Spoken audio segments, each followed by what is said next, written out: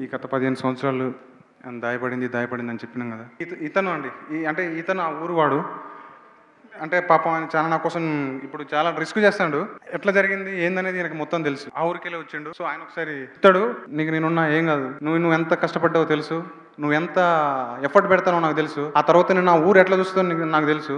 దేవుని దయ ఇక్కడ పెద్దోళ్ళు ఉన్నారు, నేనైతే నీకు ఏడోకి ఏం కాదు. ఏడో తీసిన సినిమా మా ఊళ్ళో జరిగింది, దగ్గరుండి చూసిన స్టోరీ ఇది. కానీ ఇన్ని రోజులు ప్రపంచానికి తెలియదు, లోకానికి తెలియదు. ఈరోజు ధైర్యం చేసి తీసిన సినిమా. కానీ ఇది నిజానికి 15 ఏళ్ళ సంది మా కడుపులో మసులుతుంది. కానీ నేను చెప్పేటోడు ఎవరు లేడు, పక్కింటోడు కూడా చెప్పాడు పక్కింటోడికి. కానీ ఇటువంటి బాధ ఎవ్వరికి రావద్దు, పగునికి రావద్దు, పగుని పిల్లలకు రావద్దు నేను కోరుకుంటాను. ఈయన నేను కొంచెం చెప్పిన, ఇప్పటికి నేను ఒకటి చెప్పాలని వచ్చిన కానీ ముఖం దాచుకున్న చూడు సిగ్గు అవుతుంది.